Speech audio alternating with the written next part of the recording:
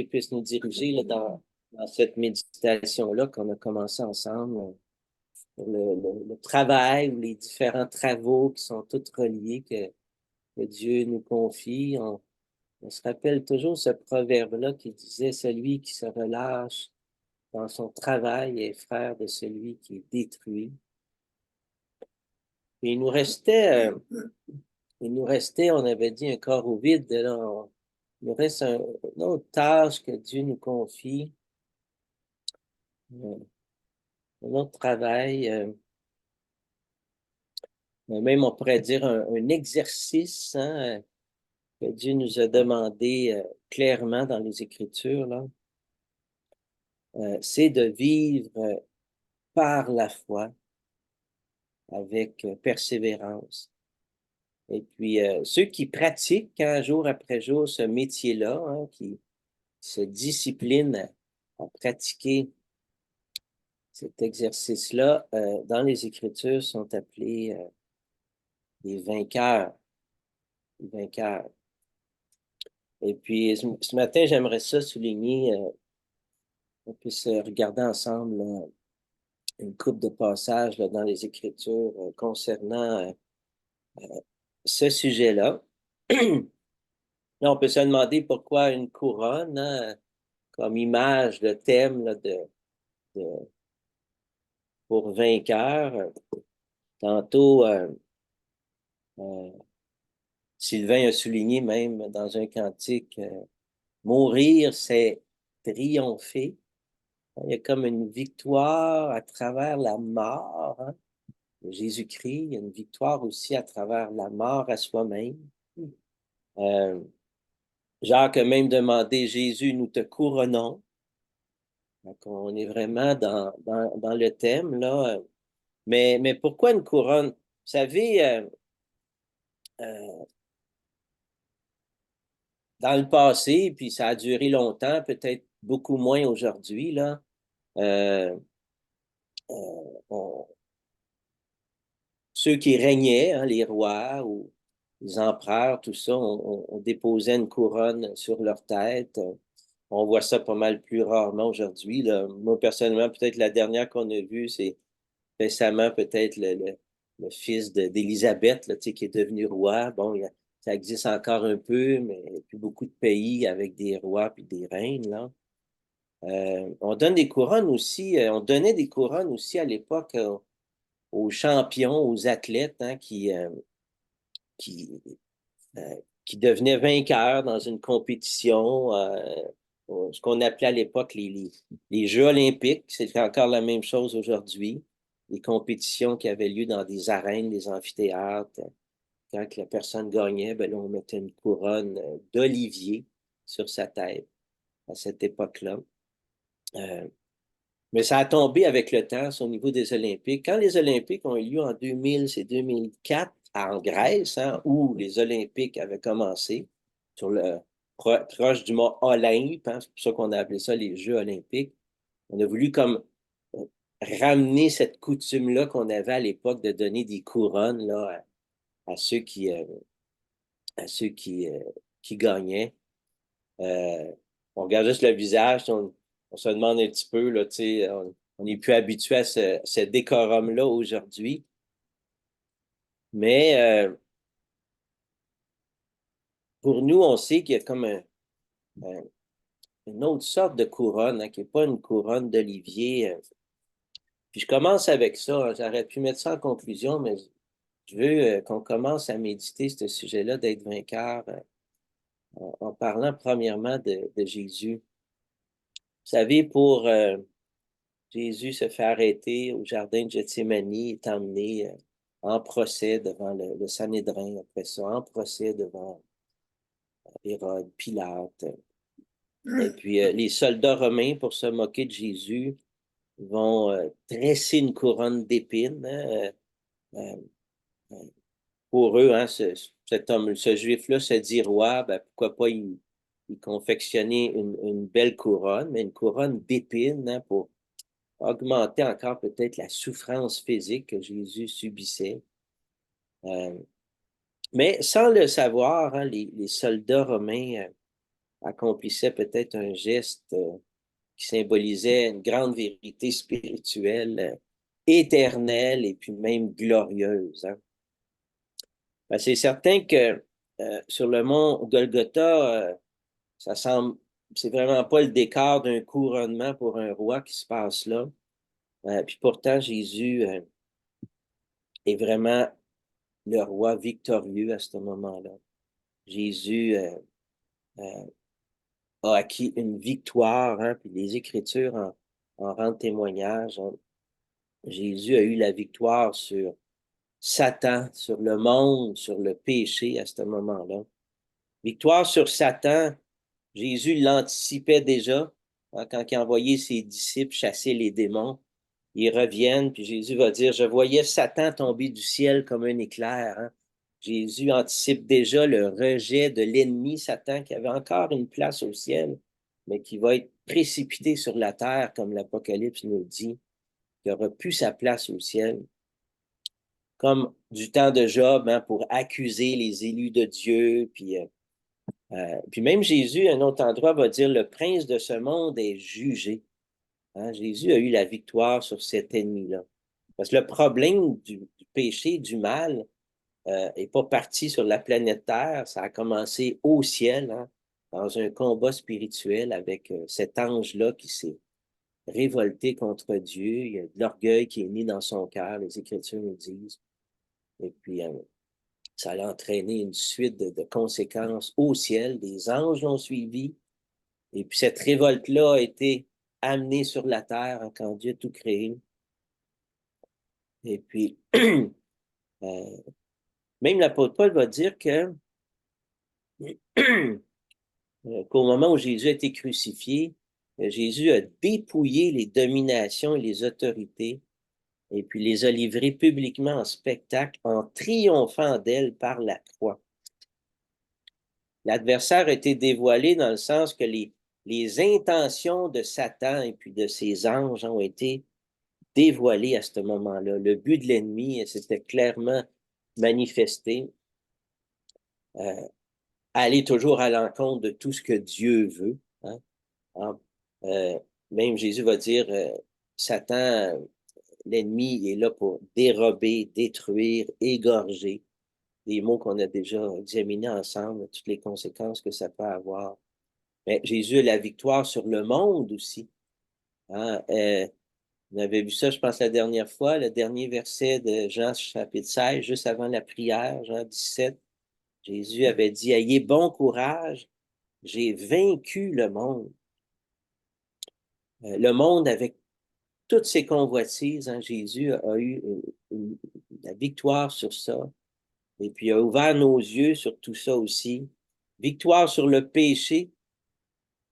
Quelque chose pour Jésus. Je ne sais pas s'il y a un homme qui va pouvoir prononcer ces paroles-là avec la même force, là. Alors, Jésus disait, qui de vous me convaincra de péché?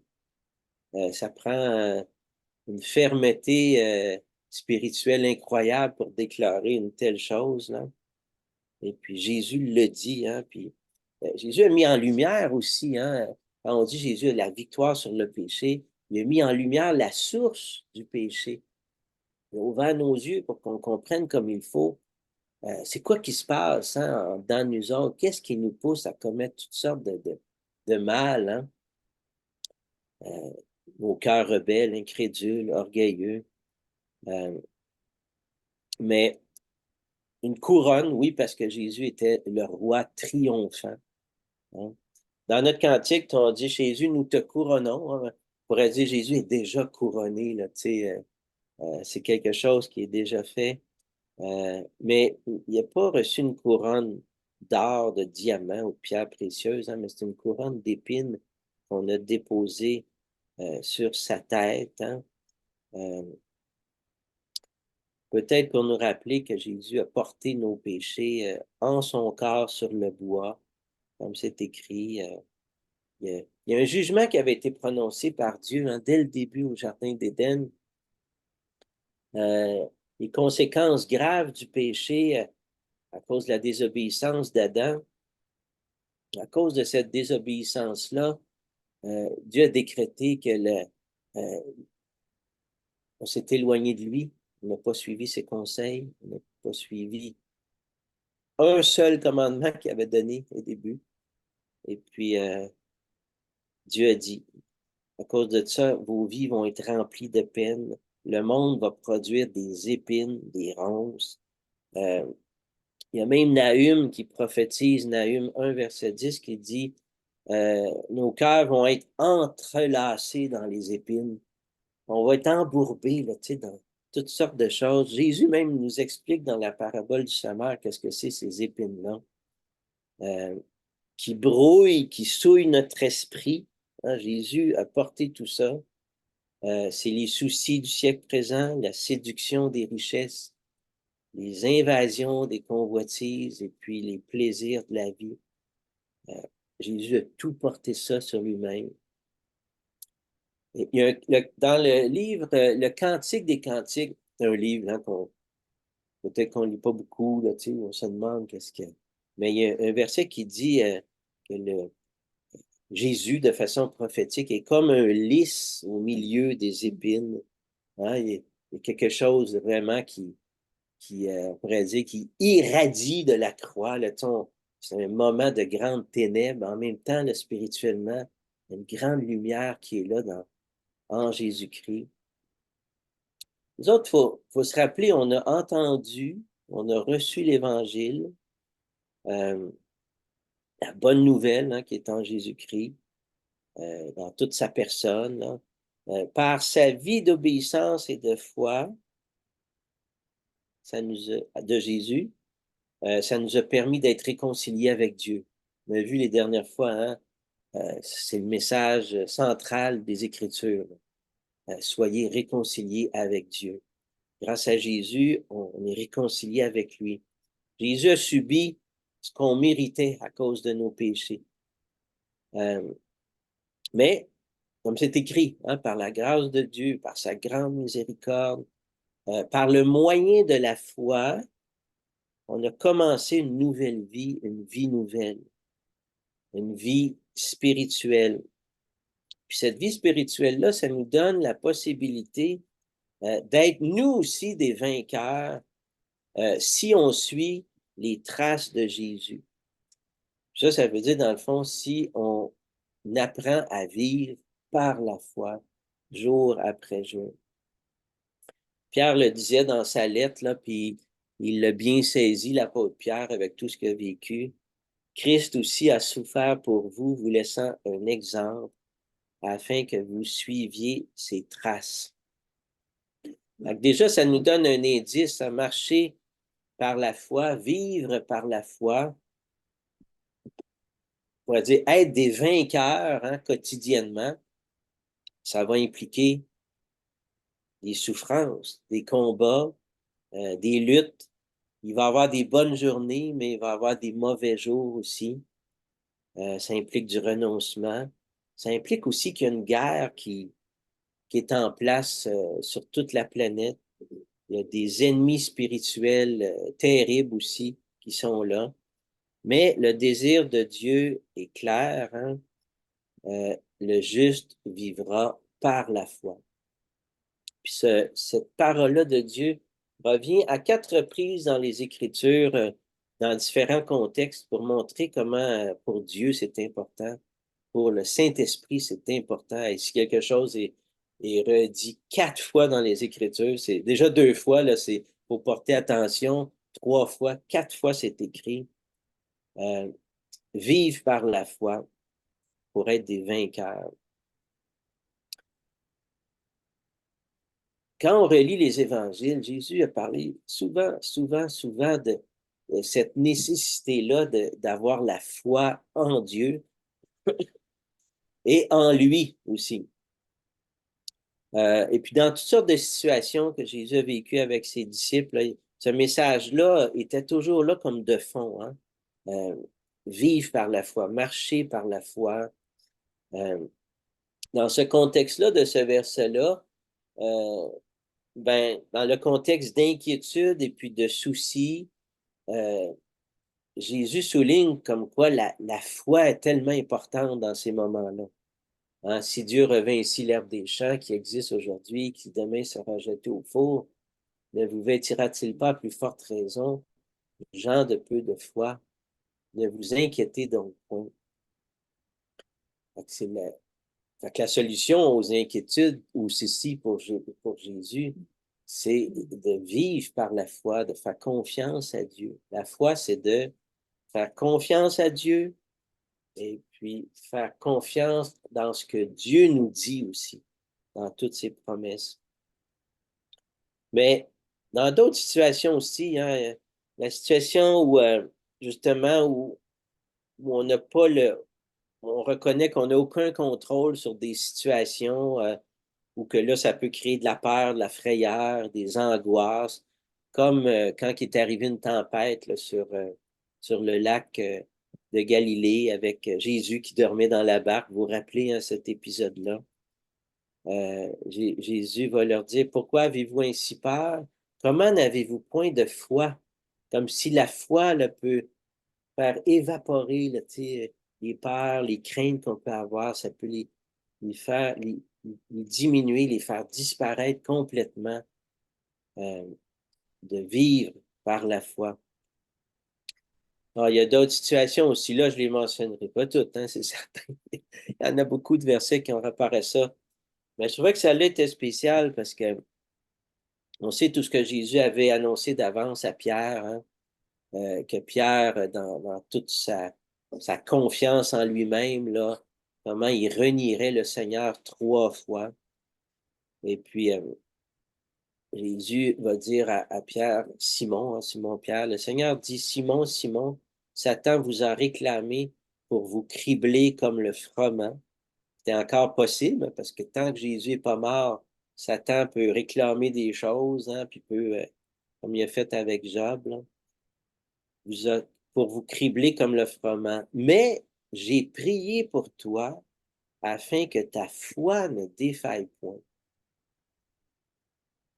Particulier, ça fait que la foi, il y a des situations où, comme Pierre, où après avoir commis de graves péchés, hein, renier Jésus, c'est quand même un grave péché.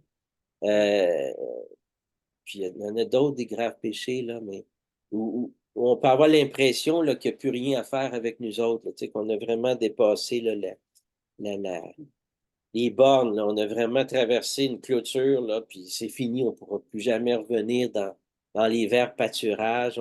On est condamné à tout jamais à une espèce de médiocrité, là, puis là, ben, on pourrait dire une espèce d'indignité aussi, là, qui peut nous paralyser peut-être bien longtemps, là. Puis pourtant, euh, Pierre aurait pu, après son reniement, le sombrer là, complètement là, euh, dans cet état-là. Euh, mais le Seigneur a fait beaucoup de choses pour lui. On se rappelle, hein, quand Pierre a renié, ben, il y a eu le regard de Jésus qui l'a regardé. Ce n'était pas un regard de condamnation, mais un regard qui sondait son cœur, qui rappelait ce que Jésus y avait dit. Déjà ça, là, quand on se rappelle ce que Jésus nous a dit, là, des fois, ça peut faire un grand ménage dans nos vies. Là. Euh, et Jésus avait aussi, comme on le voit dans ce verset-là, avait prié pour lui pour que sa foi ne défaille point. Est-ce que la foi de Pierre a défaillé? Ben, probablement que non, parce que on sait que si Jésus prie, il est toujours exaucé. Jésus a été exaucé. Mal... Pierre a connu à ce moment-là, les Écritures nous disent, une grande tristesse. Il a pleuré amèrement. Ben, la foi, peut-être le petit bout de foi qu'il y avait en Jésus, il a permis de se repentir, hein, puis de se tourner vers Jésus, de se rappeler, là, pendant 3 ans et demi, Jésus, as-tu parlé du pardon de Dieu, que Jésus, quand il dit aux personnes, tes péchés sont pardonnés, euh, lève-toi, sois guéri, tes péchés sont pardonnés. Sans arrêt, il a entendu ça, Pierre, puis à ce moment-là, tout ça revient dans sa tête. Dieu peut me pardonner mes péchés. Jésus peut me pardonner mes péchés. Et puis on se rappelle quand Jésus est ressuscité, la troisième chose que Jésus a fait pour Pierre, de le restaurer complètement. Pierre, m'aimes-tu? Il va lui demander ça par 3 fois. Est-ce que Jésus a dit, Pierre, m'aimes-tu? oui, Seigneur, tu sais que je t'aime, mais c'est triste, mais à cause de ton reniement, tu sais, j'avais des choses que je te confiais, mais tu pourras pas accomplir ce que j'ai préparé pour toi à cause de ça. Non, tu sais, le pardon, la repentance, le pardon restaure nos âmes, hein, puis nous permettent enfin d'entrer dans le plan que Dieu a pour chacun de nous autres. Et puis, mais c'est par la foi que toutes ces choses-là se font, par la foi en Jésus. Jésus avait prié pour lui, pour que sa foi le soutienne là, dans ces moments-là que Pierre a vécu. C'est la même chose pour nous autres aussi. L'importance de la foi, là, que cette foi-là euh, mûrisse de plus en plus. Il y a des situations que Jésus a vécues aussi qui nous montrent l'importance que la foi avait pour Jésus. Il y a certains exemples de grande foi que certaines personnes vont manifester. Euh, puis, euh, puis bien souvent, c'est même pas des Juifs, c'est des personnes étrangères, comme dans ce cas-là, le centenier, qui avait demandé à Jésus de guérir son serviteur qu'il aimait. Et puis, le centenier il avait dit, tu n'as même pas besoin de venir chez nous, dis juste une parole, puis je sais que mon serviteur va être guéri. Pour Jésus, là, tu sais, il y a comme ben, c'est écrit, là, après l'avoir entendu, Jésus fut dans l'étonnement. Et il dit à ceux qui le suivaient, la majorité des Juifs, hein, vous le dis en vérité, même en Israël, je n'ai pas trouvé une aussi grande foi. C'est possible, ça nous montre qu'une foi peut être petite, une foi peut être grande, hein? Et puis, Jésus est étonné, pourtant, la nation d'Israël, c'est un peuple très religieux, là, tu sais, qui connaît les Écritures, qui se réunissent à toutes les semaines, les jours de sabbat, tout ça, qui chantent des cantiques. Puis pourtant, Jésus, il dit qu'il n'a pas trouvé une grande foi comme ça en Israël. C'était quelque chose de tellement rare qu'il en a été étonné, là, tu sais, c'est particulier, là.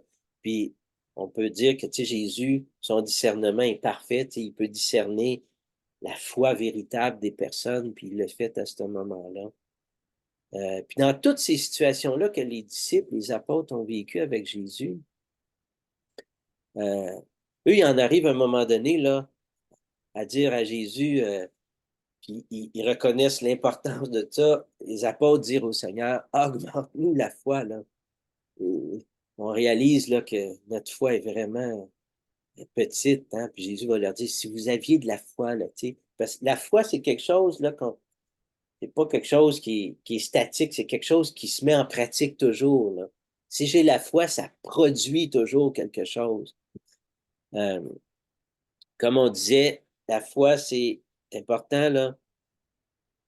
Je le dis, là, tu sais, même pour le répéter, pour comme notre ami Jonathan qui est là ce matin, l'importance de comprendre comme il faut la définition de ce mot-là, la foi, c'est une confiance en Dieu, une confiance totale en Dieu et en sa parole. Euh, Puis tout ça, hein, c'est toujours pour apprendre à mieux connaître Dieu, euh, naître à une nouvelle vie, parce que c'est par le moyen de la foi hein, qu'on saisit la grâce de Dieu, qu'on entre dans le plan de Dieu. Mais naître, mais un coup qu'on est né, ben là, un peu comme on a vu tantôt, là, qui gigotait puis gazouillait autour de nous autres, là, Jacob, euh, on grandit, à un moment donné, on cherche à se lever un petit peu, on commence à marcher, et puis le but, c'est de persévérer jusqu'à la fin aussi. Les disciples réalisaient leur pauvreté spirituelle à ce niveau-là. Puis la meilleure chose à faire, hein, ben, c'est de se tourner vers Jésus puis demander. Hein? Jésus, il dit, demandez, vous recevrez.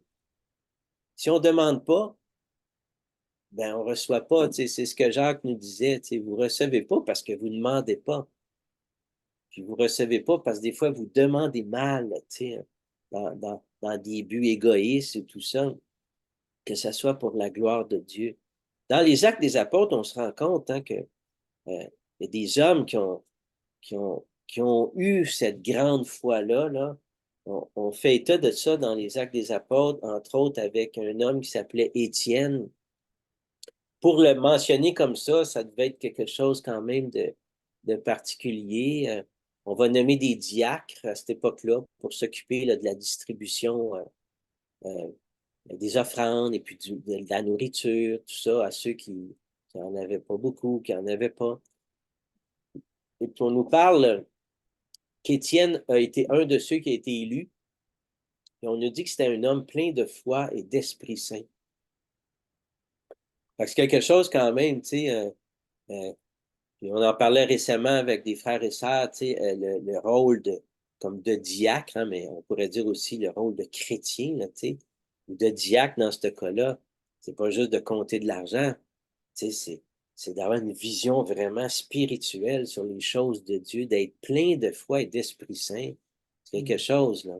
Voir les besoins, là, hein, pas penser à soi-même, penser aux autres, pas chercher notre intérêt, chercher l'intérêt des autres, des personnes qui excellent à ce niveau-là, qui sont en même temps des exemples pour nous autres aussi, parce que chacun de nous autres aussi, on est appelé à ça. Il y a des personnes qui peuvent être faibles dans la foi, c'est possible aussi. À certains moments donnés de notre vie ou dans notre croissance, des fois on grandit moins vite, mais on est encore faible. Il y a des choses qu'on ne saisit pas ou qu'on met mal en pratique ou des choses qu'on croit qui sont fausses. Bon, mélangé, il y a toutes sortes de choses. Qu'est-ce que les Écritures nous disent de faire? Ben, de faire accueil à ces personnes-là. On a à les accueillir. Hein? Jamais oublié, hein, on a à marcher ensemble. Hein? On avance au pas du troupeau toujours. Là, c'est important. Dans les Actes des Apôtres, on nous parle aussi euh, que, euh, que les apôtres de Jésus, bon, là, on parle de Paul et d'autres, là, fortifiaient l'esprit des disciples, les exhortant à persévérer dans la foi et disant que c'est par beaucoup de tribulations qu'il nous faut entrer dans le royaume de Dieu. Puis on voit ça souvent dans les Écritures. Hein? C'est pas juste avoir la foi, là, c'est de persévérer dans la foi. Justement, comme on disait au début, il y a des combats, il y a des luttes, il y a des mauvais jours, il y a toutes sortes de situations qu'on ne voit pas venir. Il faut s'encourager à persévérer dans la foi. En passant par les villes, il recommandait aux frères d'observer les décisions des apôtres et des anciens de Jérusalem. Donc, il y a déjà un appel à se soumettre à ce qui avait été décidé par les anciens de Jérusalem à cette époque-là. Ben, c'était les premiers apôtres aussi là, de Jésus. Les églises se fortifiaient dans la foi et augmentaient en nombre de jour en jour. Si les églises se fortifient dans la foi, le nombre va augmenter de jour en jour. Il y a quelque chose là, où Dieu va bénir, hein, Dieu va ajouter. L'apôtre Paul va donner un exemple puissant de foi en nous parlant d'Abraham aussi, en nous disant qu'Abraham, sans faiblir dans la foi, parce qu'on peut faiblir, hein, des fois ça peut arriver, il ne considéra point que son corps était déjà usé. Bon, c'est un mot, c'est un vieux mot en français pour dire qu'il, c'est ça, là, il était rendu âgé, puisqu'il avait près de 100 ans et que Sarah n'était plus en état d'avoir des enfants. Il ne douta point par incrédulité au sujet de la promesse de Dieu. Il fut fortifié par la foi. Au lieu de faiblir, ça l'a fortifié de se rappeler la promesse que Dieu lui a dit, pas juste une fois, deux fois, trois fois, plusieurs reprises, Jésus lui a dit, tu vas avoir une descendance, donnant gloire à Dieu et ayant la pleine conviction que ce qu'il promet, il peut aussi l'accomplir. C'est quasiment une suite, ça, d'une définition de la foi, là. Hein? Croire en Dieu, croire en sa parole, avoir une pleine conviction, une pleine confiance, hein, que ce que Dieu promet, il peut aussi l'accomplir. La foi vient comment? De ce qu'on entend. C'est vrai pour chacun de nous autres. À un moment donné, là, on lisait probablement pas les Écritures ou la Bible, ou si on la lisait, on comprenait rien, mais On a entendu le message de l'Évangile, un appel de Dieu à être réconcilié avec lui. Et puis, si cette parole-là qu'on a entendue venait de la parole de Christ, hein, ben, ça a produit quelque chose en nous, ça a produit la foi. Puis Paul, ben, par la suite, encourage hein, les chrétiens à marcher par la foi et non par la vue. Ça, c'est bien important aussi. Rapidement quand même, là, sur certains passages. L'apôtre Paul nous dit aussi, il vous a maintenant réconciliés par sa mort dans le corps de sa chair pour vous faire paraître devant lui saint, irrépréhensible et sans reproche, si du moins vous demeurez fondés et inébranlables dans la foi, sans vous détourner de l'espérance de l'Évangile que vous avez entendu. Nous autres, nos aspirations spirituelles peuvent être comme à un certain niveau, les aspirations spirituelles de Dieu pour nos vies là, sont immenses. Le travail qui a commencé dans nos vies, là, on ne sait pas jusqu'où ça peut aller. Là. Tout dépend là, de l'humilité qu'on aura là, de recevoir ce qu'il nous dit, puis la volonté d'y obéir aussi. Le Saint-Esprit va nous aider dans tout ça à grandir. L'apôtre Paul va dire aussi à l'Église de Thessalonique, nous rendons continuellement grâce à Dieu pour vous tous, faisant mention de vous dans nos prières, nous rappelant sans cesse l'œuvre de votre foi. Tantôt, on disait, hein, la foi, ça va toujours comme se manifester d'une certaine façon. Tu sais, c'est pas la foi, c'est pas comme une idée qui nous reste dans la tête, puis qui produit rien. La foi, ça va toujours être œuvrer dans une certaine façon dans nos vies. Ça va produire quelque chose. Et puis, on le voit par la suite du verset, hein, le travail de votre amour aussi. Tu sais, notre thème, là, c'est le travail que Dieu nous confie. Là. Tu sais, ça pourrait résumer toute chose aussi. Hein? L'œuvre de notre foi, le travail de notre amour, la fermeté de notre espérance en notre Seigneur Jésus-Christ devant Dieu notre Père. Mais même si Paul dit ça aux Thessaloniciens, il dit, on se rappelle l'œuvre de votre foi, le travail de votre amour, il va leur dire un petit peu plus loin, nuit et jour, nous le prions, parce que là, il prie encore, il dit qu'il prie pour eux, il remercie Dieu pour qu'est-ce qui se passe là, mais là, il dit que nuit et jour, nous le prions avec une extrême ardeur de nous permettre de vous voir et de compléter ce qui manque à votre foi. Ça n'a pas de fin, là. Il y a tout le temps une progression, une croissance qu'on peut avoir avec, dans cette confiance-là qu'on a en Dieu. Puis c'est vrai que tout ce que Dieu nous fait vivre jour après jour, tous les événements, même les petites choses ou les grandes choses, tout ça contribue à ça, là, qu'on ait de plus en plus, que notre foi augmente, puis qu'on ait confiance en Dieu. Et puis, c'est inévitable, hein, tu sais, c'est pas... la foi, c'est quelque chose qui doit progresser constamment. Il n'y a pas de plateau. Il n'y a pas un point où on se dit, ah, moi, je suis parvenu, là, je crois en Jésus. Il n'y a plus d'efforts à mettre pour le connaître, pour renoncer à des choses pour lui. Euh, et même l'apôtre Paul va dire, hein, c'est pas que je suis parvenu, là, mais par exemple, il dit, je vais tout faire, je vais courir. Là, je veux saisir ce prix-là de la vocation céleste que Dieu a pour moi. Puis l'apôtre Paul va le faire, hein? Il va persévérer jusqu'à la fin. Fait que c'est pas un plateau, là. Il faut plus voir ça comme vivre par la foi comme une grande échelle, une très, très grande échelle. Là. Une échelle qui est appuyée sur la terre, hein, parce que ça commence là. Mais le sommet se rend jusqu'au ciel. Hein.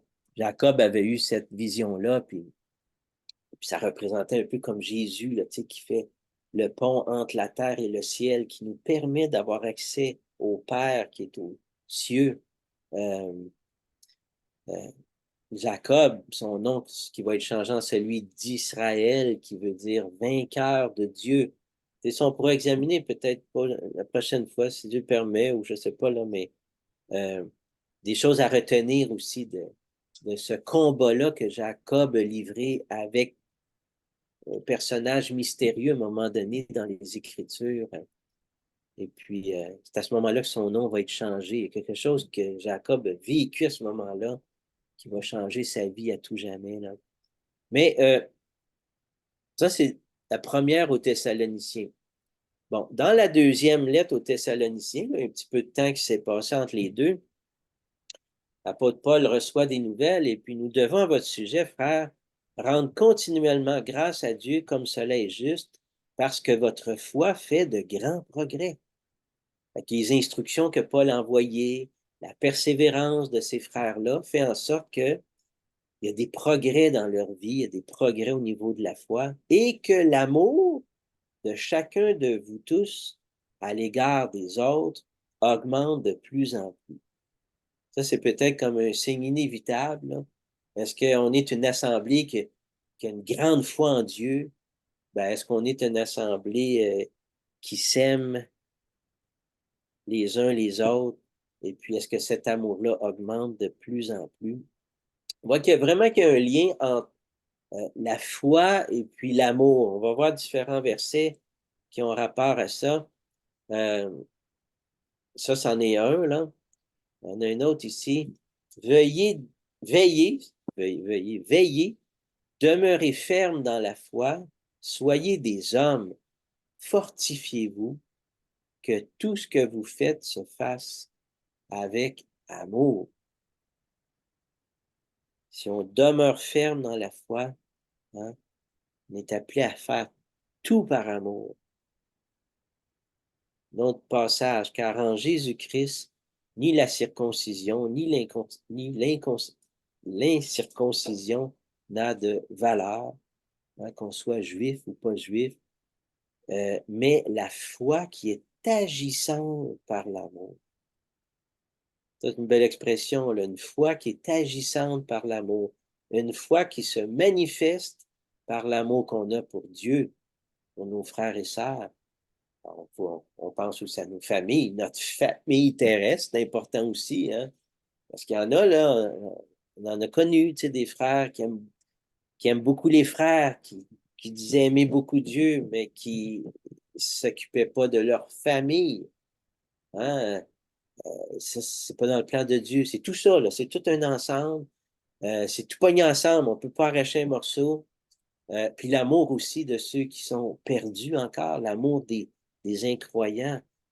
Ça prend un cœur pour eux autres pour aller leur parler, une foi agissante par l'amour.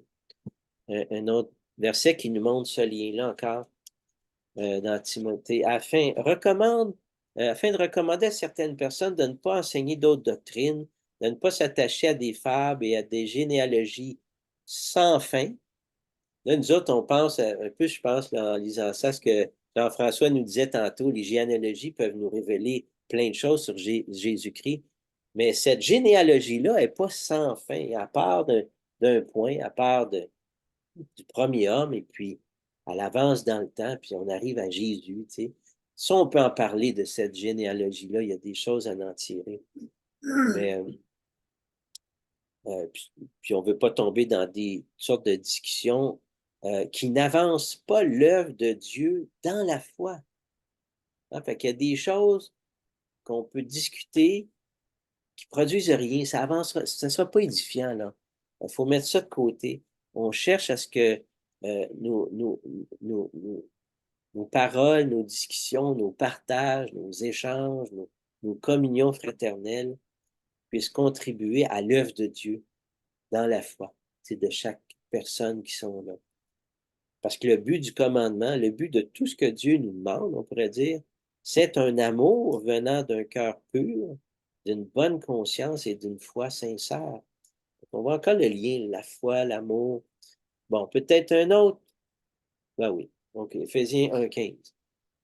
C'est pourquoi moi aussi, ayant entendu parler de votre foi au Seigneur Jésus et de votre amour pour tous les saints. On dirait que ça va toujours ensemble, ça, tu sais, puis ça revient souvent, là.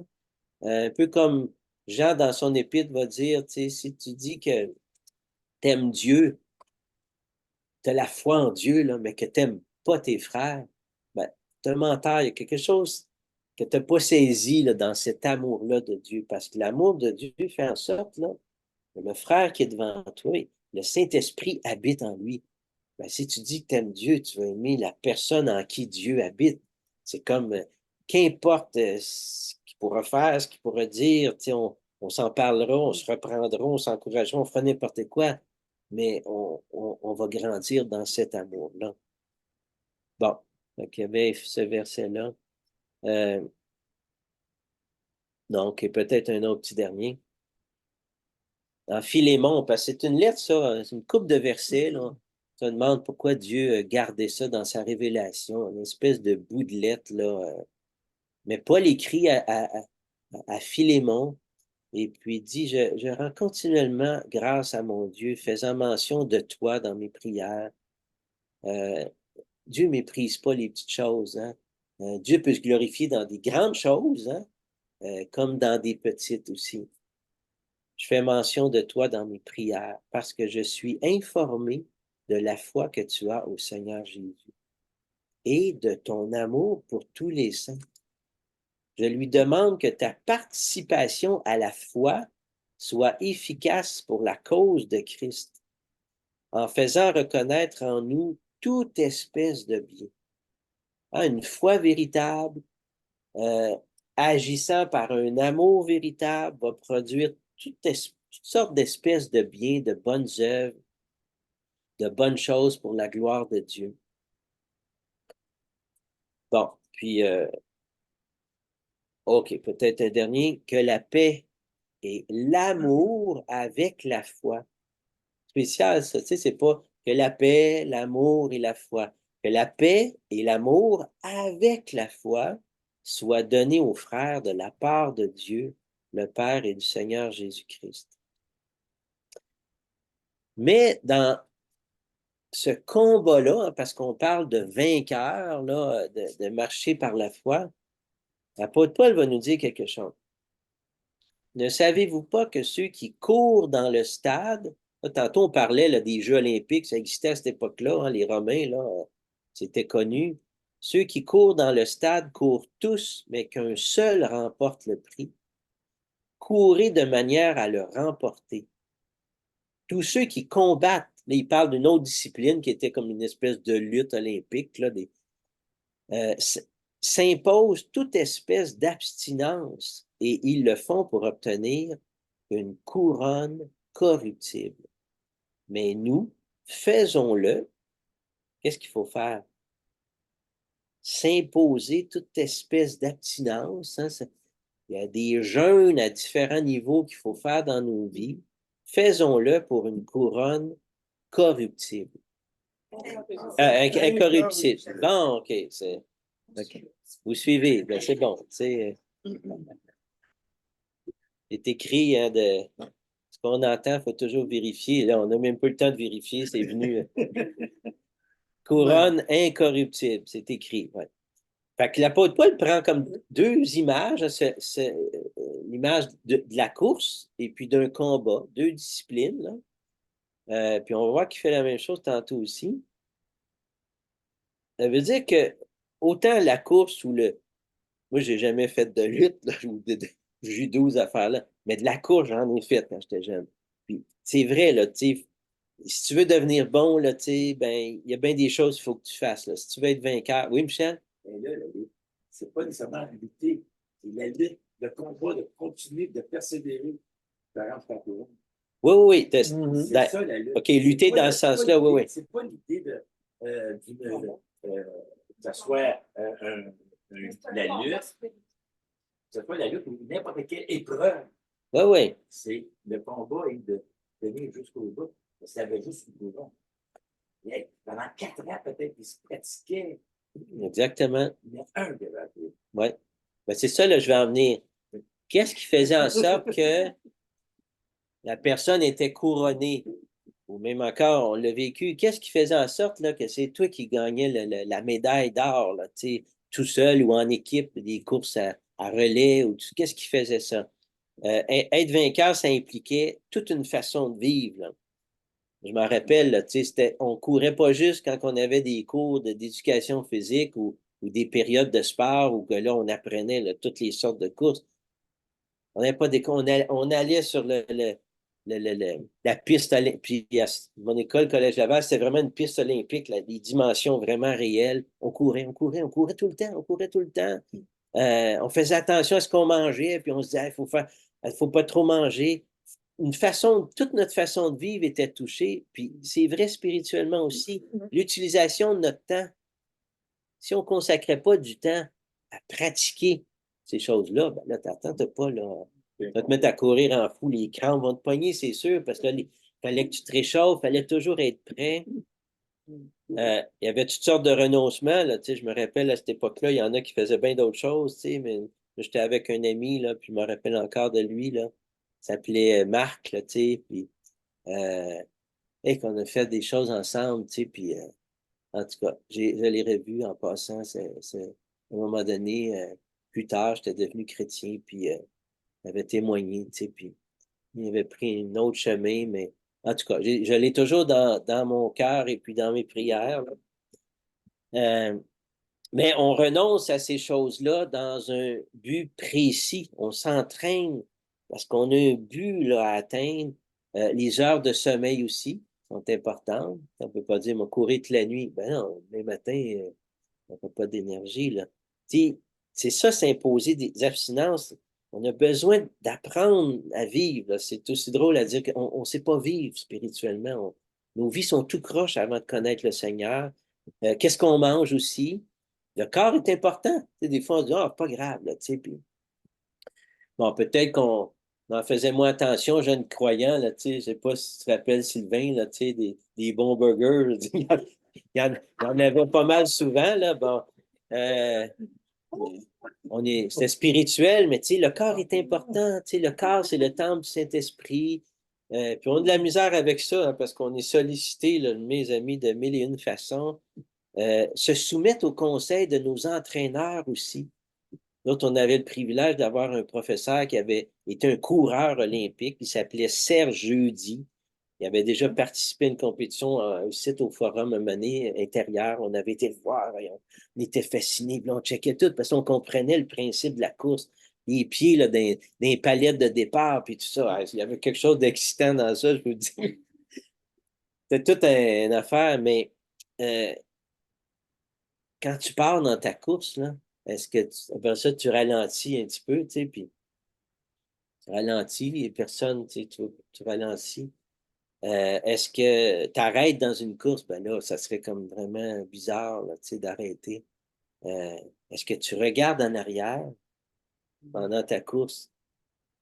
Ça m'est déjà arrivé. On avait perdu la course à relais ce fois-là. On était trop certains, là, tu sais, on avait de l'avant, regarde en arrière, il y en a un qui passe à côté. Puis c'était une stratégie, là, tu sais, en tout cas, on ne parlera pas de ça. C'était de suivre le premier un petit peu, là, tu sais, puis dans la dernière courbe, là, tu t'accélérais, là, tu sais. Fait que là, l'autre entend, t'es pas arrivé, là, tu sais, puis c'est comme ça, tu viens crisper, là, tu sais, puis là, tu le départs, en tout cas. Fait que j'ai vécu les deux situations. Je me suis déjà fait dépasser, mais on a déjà dépassé. Ah, puis c'est vraiment particulier. Mais spirituellement, le Seigneur nous dit, là, faut pas ralentir, faut pas s'arrêter, faut pas regarder en arrière. Jésus dit ça en parlant, en donnant l'image de la femme de Lot, hein, qui regarde en arrière. Ça paralyse complètement. Il t'avance plus. Euh, on peut pas être négligent euh, dans tous ces détails-là. Vous vous rappelez, on l'a lu au début, celui qui se relâche dans son travail, hein, celui qui est négligent, laisse les choses aller. Le travail de Dieu en nous, hein, de nous former à son image, de grandir par la foi. Il ne peut pas avoir de relâchement dans ça. Là. C'est jour après jour. Il n'y a pas de vacances dans le Seigneur. Il n'y a pas de retraite dans le Seigneur. Il n'y a pas de période morte. il y a tout le temps quelque chose qui est là, là. Ça peut être dangereux de s'imaginer qu'on peut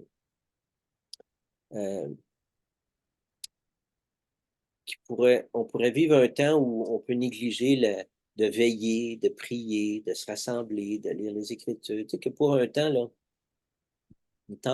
des fois, on est en vacances. Bon, on slack le spirituel un petit peu, là. Hop, là, c'est vraiment dangereux, là, tu sais, parce que si on prend ces habitudes-là, là, l'élastique, là, comment il est de plus en plus long, là, tu sais, puis il y a des choses dangereuses dans ça. Euh, il faut persévérer. Persévérer, on n'arrête pas, on ne lâche pas.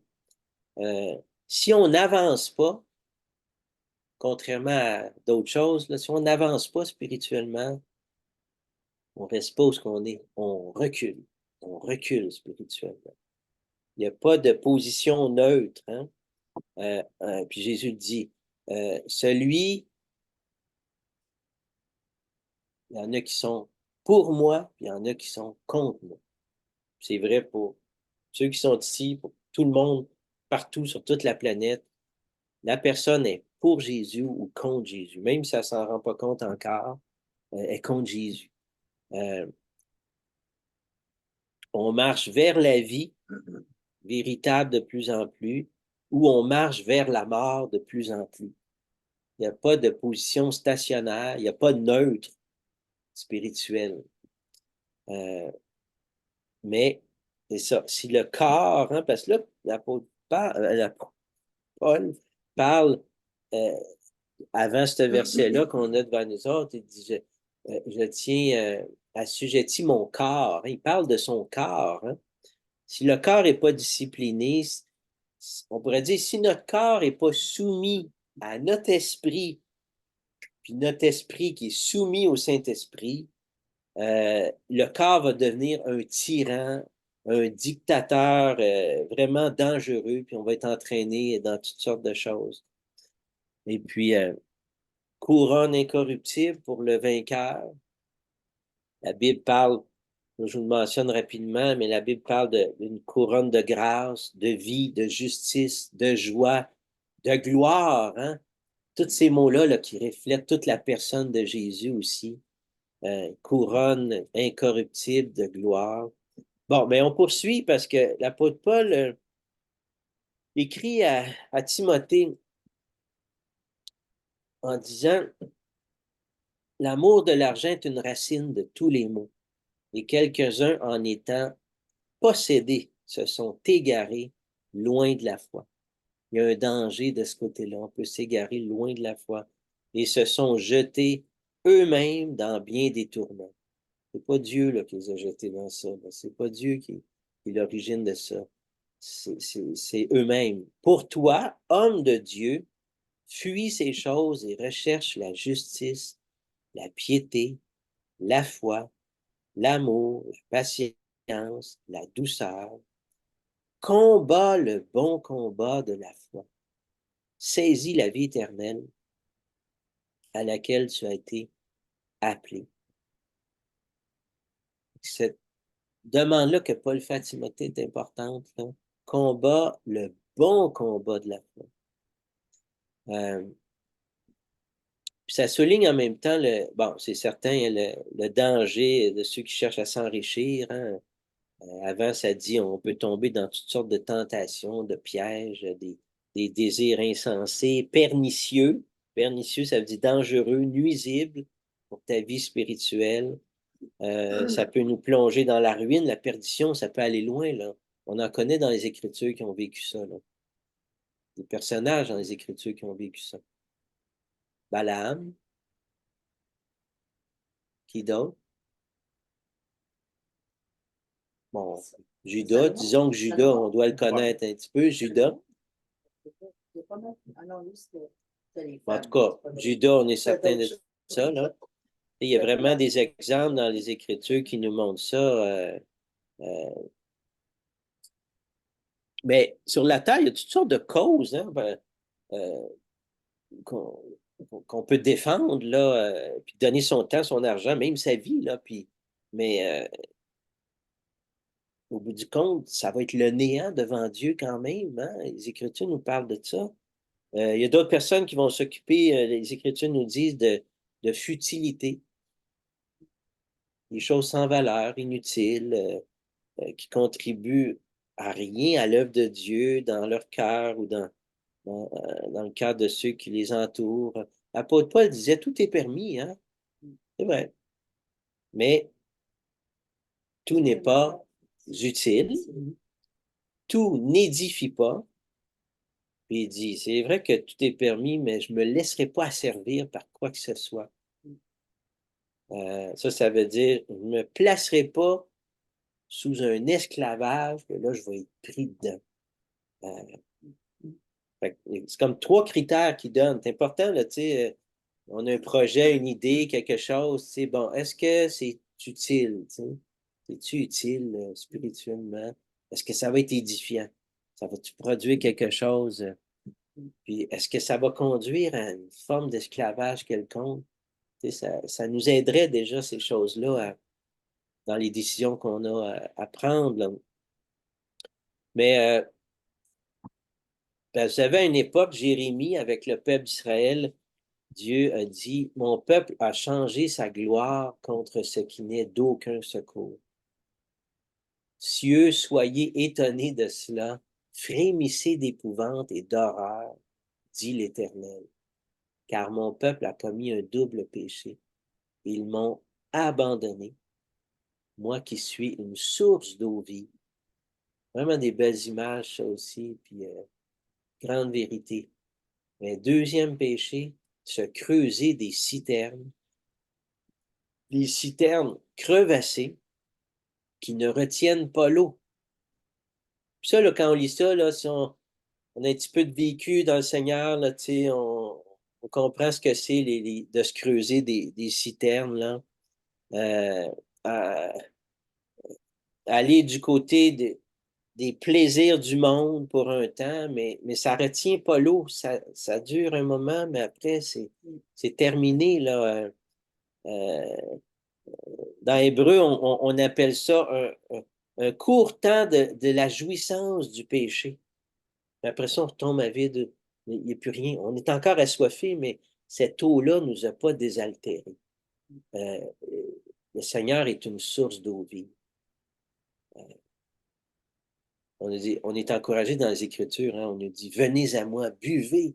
Tu sais, Dieu dit, je suis une source d'eau vive.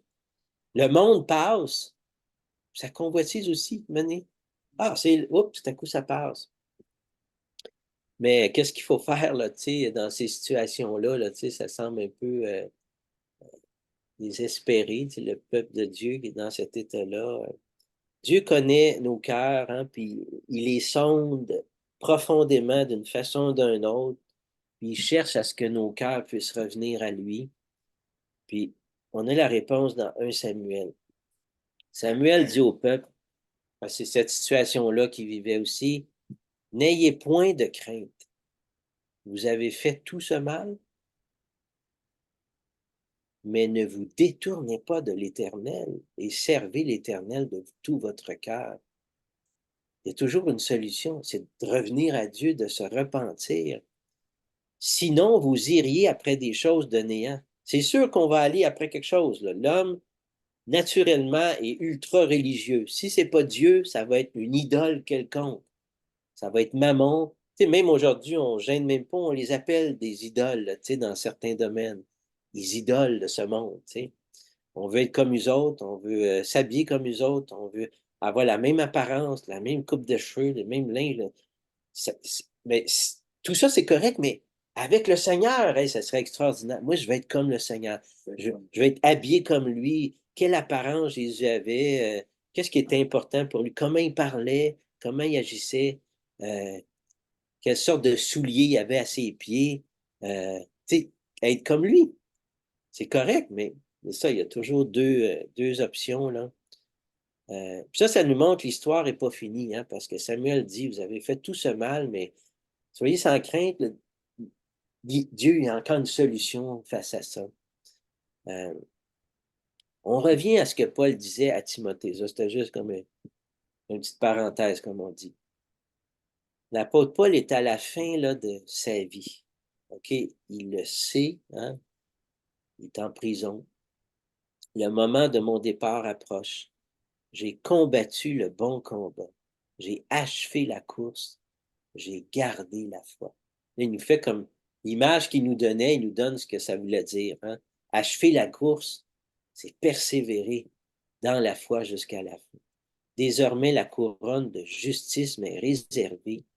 Le Seigneur, le juste juge, me la donnera dans ce jour-là. Ça prend toute une assurance là, devant Dieu. Là, il y a une assurance qui se manifeste dans ces paroles-là. Et non seulement à moi, mais encore à tous ceux qui auront aimé son avènement. Aimer le retour de Jésus, attendre le retour de Jésus, l'anticiper, vivre en conséquence que Jésus revient bientôt, tout ça manifeste quelque chose d'important là, pour Dieu. Là, après, il dit à Timothée, viens au plus tôt vers moi, car Démas m'a abandonné par amour pour le siècle présent. Luc seul est avec moi. Luc est celui qui va demeurer avec Paul jusqu'à la fin là, de sa vie. Mais on parlait tantôt, bon, c'est là que Paul utilise les deux mêmes images, hein, le combat et puis la course. Là. Paul est en prison. Lui-même va dire qu'il est rendu un homme âgé. Là. Euh, mais même quand on est âgé, même si on a persévéré dans la foi, même si on a accompli des choses incroyables au nom de Dieu, euh, à ce moment-là, Paul a besoin de la présence, du réconfort que peut apporter la communion fraternelle. Il y en a une couple qui sont là, mais tu sais, euh, il demande à Timothée, viens me voir, là, viens vers moi. Euh, on le sait, hein, que trop bien, la vie chrétienne, ça ne se vit pas tout seul. Ça ne se vit pas tout seul. Même Paul, là, il serait tout seul en prison, pas capable. Venez me voir, j'ai besoin de voir, d'être encouragé. Viens au plus tôt vers moi. Puis là, ce qui est triste, c'est que il y en a un des Mars qui a abandonné Paul. Tu sais, déjà, on sait, là, les compagnons, ils peuvent œuvrer avec nous autres un bout de temps, mais à un moment donné, ils sont appelés à tel endroit, là. Il y avait du mouvement à cette époque-là. Euh, on pouvait se disperser, mais on n'essayait jamais d'être comme tout seul, tu sais. On conservait au moins un frère, tu sais. Quand les personnes étaient envoyées, ils n'étaient pas envoyés tout seuls, ils étaient envoyés au moins deux par deux, tu sais, pour pas se retrouver tout seul. Mais là, il y a quelque chose, on voit comme une espèce de tristesse que Paul, qui se dégage dans les paroles de l'apôtre Paul. Il est en prison, il est emprisonné, mais il pense quand même à celui-là là, qui s'appelle Démas, qui l'a abandonné pour le siècle présent. Et puis, ça le bouleverse complètement. Par amour pour le siècle présent. Euh, le Seigneur avait averti, on ne peut pas suivre deux maîtres. Hein, si on aime un, on méprise l'autre. Comment on peut abandonner l'apôtre Paul? Tu sais, je ne sais pas. On se dit, c'est pas, me semble, Paul, tu sais, qui disait, là, suivez mon exemple.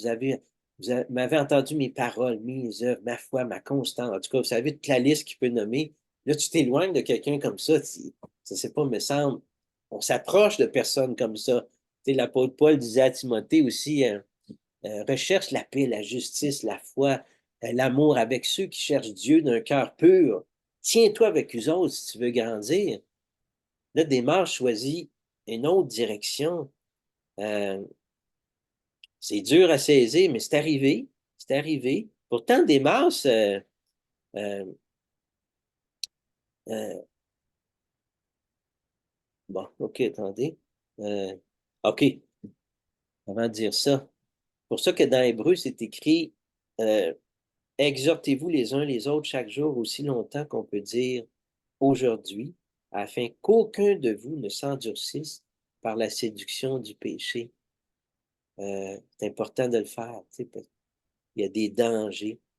Euh, il y a un proverbe 24:10 qui dit, si tu perds courage au jour de la détresse, parce qu'il y a peut-être comme une crainte, une peur, là, je ne sais pas, là, tu sais, tu vois comme celui qui était ton compagnon de service, Paul, en prison, puis là, ben, il sort pas de prison, puis vas-tu finir de la même façon? Difficulté, perdre courage dans certains moments. Le proverbe dit, ben, ta force est bien peu de choses, tu sais. Dans les épreuves, c'est là que le courage devrait se manifester de persévérer. On a besoin de l'aide de Dieu, c'est certain. Euh, euh, puis encore là, si on ne grandit pas par la foi, on régresse spirituellement. On s'approche de Dieu ou on s'en éloigne, c'est un ou l'autre. Pourtant, Démas, tu sais, dans ce texte-là, excusez, j'ai-tu mis le bon? Oui. Pourtant, Démas faisait partie des compagnons d'œuvre précieux de Paul. Hein? On ne sait pas comment l'histoire s'est terminée pour cet homme-là, Démas, mais on sait qu'à ce moment-là, euh, il a quitté l'apôtre Paul. Même dans l'Épître aux Éphésiens, on parle de Démas aussi. Tu sais. Fait qu'à plusieurs reprises, c'était quelqu'un de précieux. Et c'était vraiment des compagnons qui marchaient ensemble. Mais comme on disait, Paul, il ressent une grande douleur à ce moment-là, là, causée par l'abandon de ce frère-là. On ne peut pas dire qu'on n'a pas vécu ça aussi. On a vécu des choses similaires. Tu sais. Les frères, là, tu sais, euh, qui partent tout à coup là, pour toutes sortes de raisons. Hein, ça, c'est pas sans comment? Sans effet, sans peine dans nos cœurs. Là. Et comme en tout cas, je dis ça souvent, là, tu sais, ouais, je dis ça depuis que mon garçon François s'est fait baptiser. On dirait que cette idée-là, mais je l'ai dans la tête, là, mais on dit c'est merveilleux de commencer une vie nouvelle avec le Seigneur. C'est merveilleux, mais c'est glorieux de persévérer jusqu'à la fin en combattant, comme Paul dit, là, le bon combat de la foi. Là. La couronne de la victoire va nous être réservée. Tout ce qui est né de Dieu triomphe du monde. Et la victoire qui triomphe du monde, c'est notre foi. Vraiment important. Qui est celui qui a triomphé du monde, sinon celui qui croit que Jésus est le Fils de Dieu? Et c'est pas juste une connaissance intellectuelle, dire oui, Jésus, c'est le Fils de Dieu, mais c'est tout ce que ça implique aussi. Là. Le Fils de Dieu, Dieu a envoyé son Fils sur la terre, payer la dette de nos péchés. On saisit ce salut-là, ce pardon-là. Et puis, Jésus nous dit de venir à lui, hein, de renoncer à nous autres mêmes, de le suivre, de marcher pour lui. Mais Démas est parti pour Thessalonique. Crescente est allé en Galatie, Tite en Dalmatie. Luc seul est avec moi. Prends Marc. Hop, là, il y a une petite, quelque chose d'encourageant, là, parce que Marc-là, l'apôtre Paul, il l'avait mis de côté à un moment donné à cause d'un différend avec Barnabas. Mais Marc, lui, il est revenu à un moment donné. Il a arrêté de suivre Paul pendant un certain temps, puis bon, Paul, non, il n'a pas suivi, il n'a pas persévéré, on n'emmènera plus avec nous autres. Barnabas dit, ben voyons, là, tu sais, pas pour le laisser comme ça, là. Puis Barnabas, lui, part d'un côté avec Marc, et puis va restaurer ce qu'il a restauré dans cet homme-là. Hein. Barnabas, on nous dit qu'il était, on appelait le fils d'exhortation, hein, quelqu'un qui encourageait tout le temps. Son vrai nom, c'est Joseph, mais c'était devenu Barnabas parce que tout ce qui sort de sa bouche, c'est tout le temps une parole d'encouragement. On l'appelait Barnabas, le fils de l'encouragement, celui qui nous encourage. Mais ce Marc-là, que Paul avait mis de côté, est devenu utile. Prends Marc et amène-le avec toi, car il m'est utile pour le ministère. Ça a peut-être été favorable, cette décision-là, ce différent-là, dans le plan de Dieu, c'était-tu bon, pas bon? Qu'importe, le résultat, c'est ce qui se passe, c'est l'aboutissement de tout ça, c'est quoi? Ce Marc-là, c'est celui qui va écrire l'Évangile de Marc. Hein. Je ne sais pas, il y a quelque chose d'important hein, qui va être. Pierre va l'appeler son enfant même. Hein. Il va y confier tous ses souvenirs. Puis, dans le fond, l'Évangile de Marc, c'est un peu l'Évangile de Pierre, hein, l'apôtre. Là. Il y a des détails qui nous laissent croire ça aussi. Mais j'ai envoyé Tichite à Éphèse. Quand tu viendras, apporte le manteau que j'ai laissé à Troas chez Carpus, les livres, surtout les parchemins. En prison, là, tu sais, mais il faut qu'ils se nourrissent là, de la parole de Dieu, des livres, des parchemins. Alexandre, le forgeron, m'a fait beaucoup de mal. Le Seigneur lui rendra selon ses œuvres. Garde-toi aussi de lui, car il s'est fortement opposé à nos paroles. Dans ma première défense, personne ne m'a assisté, mais tous m'ont abandonné. Que cela ne leur soit point imputé. Ah, OK. C'est pas comme pas un esprit de vengeance, un esprit d'amertume, tu sais, puis c'est devant le Seigneur que le Seigneur leur pardonne ces choses-là, que Dieu continue à travailler dans leur cœur. C'est le Seigneur qui m'a assisté, qui m'a fortifié. Ça, c'est la foi, là. C'est ça la persévérance dans la foi.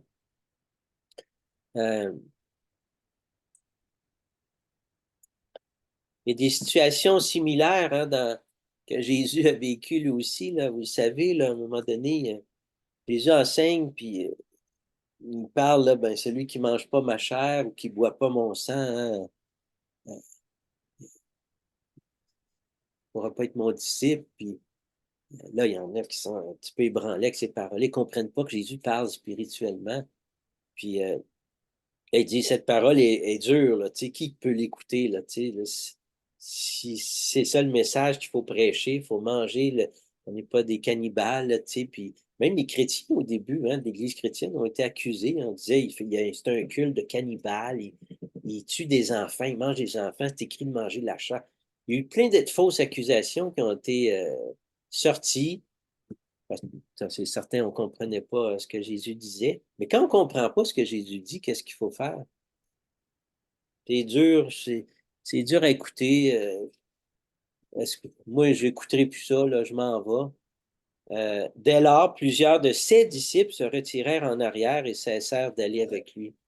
C'est triste, tu sais, parce que plutôt que de dire, Seigneur, qu'est-ce que tu veux dire par ça? Là, Jésus leur aurait expliqué, comme il a fait avec ses disciples. Cette parole est dure, qui peut l'écouter? Dès lors, plusieurs de ses disciples se retirèrent en arrière et cessèrent d'aller avec lui. Ce verset-là, il est important de se rappeler, se retirer en arrière, quitter Jésus. Puis rappelez-vous le verset, là, il est peut-être important, c'est Jean 6, 6, 6. Jean 6, verset 66. On ne retournera pas en arrière, nous autres, on veut marcher en avant. Pierre, lui, qu'est-ce qu'il a dit suite à ça? Parce que Jésus se retourne vers les 12. Voulez-vous, vous autres aussi, vous en aller? Heureusement qu'il y en a un qui prend parole. Tu sais, des fois, là, c'est le silence, tu sais, personne ne parle. Puis là, hop, il y en a un qui passe. Simon-Pierre répondit, Seigneur, à qui irions-nous? Tu as les paroles de la vie éternelle. Et nous avons cru et nous avons connu que tu es le Christ, le Saint de Dieu. Il parle comme au nom de toutes les autres. Mais à qui irions-nous? Tu sais, c'est un peu comme on disait tantôt, si on s'éloigne de Dieu, on s'en va où? Vers le néant.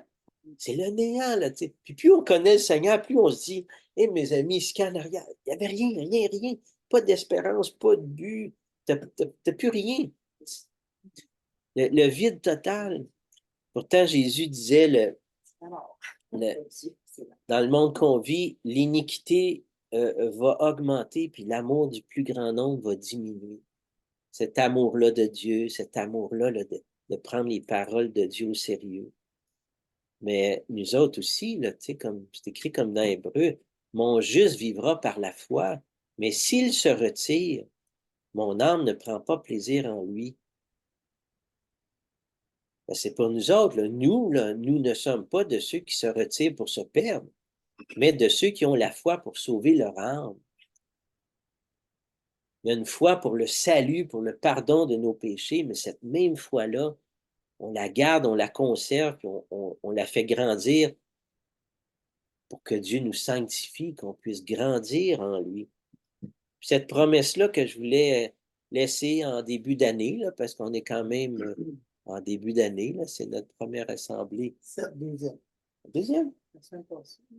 Ouais, c'était le 31. Non, 31. 31, ouais, ben, on s'est vu le vendredi.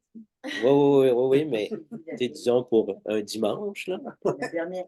Premier dimanche. Promesse que Dieu laisse. Ne vous livrez pas à l'amour de l'argent. Contentez-vous de ce que vous avez, car Dieu lui-même a dit, je ne te délaisserai point et je ne t'abandonnerai point. C'est donc avec assurance, avec foi, hein, que nous pouvons dire, le Seigneur est mon aide, je ne craindrai rien. Ça, cette promesse-là, moi, m'accompagne depuis que j'ai 18 ans. Depuis que je suis chrétien, cette promesse-là, que Dieu puisse la conserver dans mon cœur, qu'il puisse m'aider à la conserver dans mon cœur. Si je vis dans la foi au Fils de Dieu, excusez, si je vis, ce n'est plus moi qui vis, c'est Christ qui vit en moi. Si je vis maintenant dans la chair, hein, je vis dans la foi au Fils de Dieu, qui m'a aimé, qui s'est livré lui-même pour moi. Ne te laisse pas vaincre par le mal, mais surmonte le mal par le bien. J'entendis dans le ciel une voix forte qui disait, maintenant le salut est arrivé, et la puissance et le règne de notre Dieu, et l'autorité de son Christ. Car il a été précipité l'accusateur de nos frères, celui qui les accusait devant notre Dieu jour et nuit. Ils l'ont vaincu à cause du sang de l'agneau et à cause de la parole de leur témoignage. Et ils n'ont pas aimé leur vie jusqu'à craindre la mort.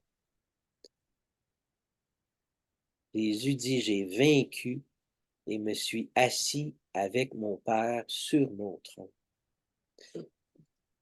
Sur son trône, excusez, sur son trône. Ce qui m'encourageait dans ces chapitres-là, au début de l'Apocalypse, en réalisant les messages aux églises, les 7 églises, à la fin de chacune des messages que Jésus donne aux églises, c'est écrit « à celui qui vaincra ». Il y a des vainqueurs dans chacune de ces églises-là. Là, c'est un petit peu petit peut-être pour lire, mais il y a des vainqueurs qui vont hériter de toutes sortes de promesses. Mais de voir que, qu'importe la situation que l'Église pouvait vivre, là, de bonne ou pas bonne, de toutes sortes de choses qui s'est passées dans ces milieux-là, il y a des personnes qui ont été vainqueurs hein, parce qu'ils ont reçu le message de Jésus et puis qui ont agi en conséquence. Si Jésus disait, ben, repens-toi, ben, ils se sont repentis. Si Jésus disait, ben là, laissez pas la femme Jézabel enseigner, ben, ils ont arrêté de laisser cette femme-là enseigner au milieu du autres. Si ils ont abandonné leur premier amour, ben, ils ont retrouvé leur premier amour et puis ils ont été des vainqueurs. Il y a des vainqueurs dans chaque église. On va arrêter là pour ce matin. Si Dieu le permet, on ira peut-être un petit peu plus loin là, avec l'histoire de Jacob qui est devenu Israël, là, qui veut dire vainqueur de Dieu. Que le Seigneur puisse... peut-être un petit dernier verset. Comme c'est peut-être un appel pour nous autres, on a une réponse à donner là, à ça aussi. Quand le Fils de l'homme viendra, trouvera-t-il la foi sur la terre? Mais pour nous aider à répondre, tu sais, on pourrait dire, on ne sait pas, là, ça va pas bien, là, ou dire, oui Seigneur, par ta grâce, par ta miséricorde, avec l'aide de ton esprit, je veux être de ceux là, qui vont avoir la foi, là.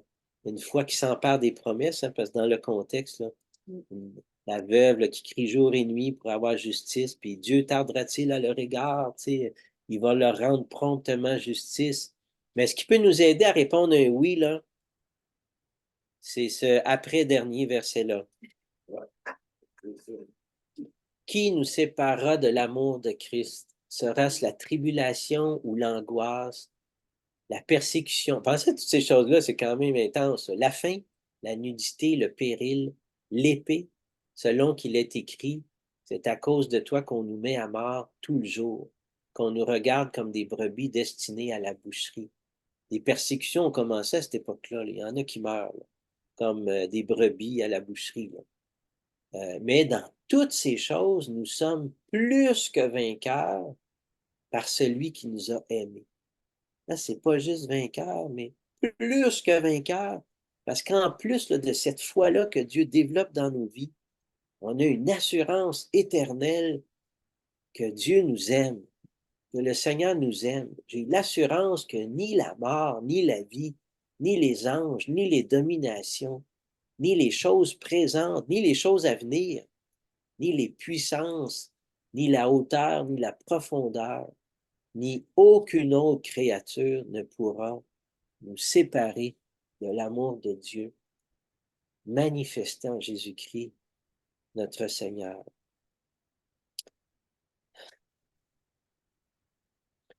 Puis, ça, c'est notre prière. Grâce soit rendue à Dieu qui nous donne la victoire par notre Seigneur Jésus-Christ. Ainsi, mes frères bien-aimés, soyez fermes, inébranlables, travaillant de mieux en mieux à l'œuvre du Seigneur, sachant que votre travail ne sera pas vain dans le Seigneur. Dans tous les travaux qu'on a regardés ensemble, il n'y a rien qui est vain, tout ce qui est fait pour la gloire de Dieu, par amour pour lui, ça ne sera pas vain, le Seigneur n'oublie rien de tout ça. Mais de marcher, là, que notre foi s'affermisse, qu'elle devienne inébranlable. On ne sait pas là, comment Dieu va s'y prendre, mais c'est le but qu'il y a pour chacune de nos vies. Quelle épreuve on va traverser, quelle situation qui va arriver, nous purifie comme l'or est purifié dans le feu. C'est son travail. Là. Puis ça, ben, c'est bien encourageant aussi. Voici, je viens bientôt. Ma rétribution est avec moi pour rendre à chacun selon ce qu'est son œuvre. Amen. Gloire à Dieu. Amen.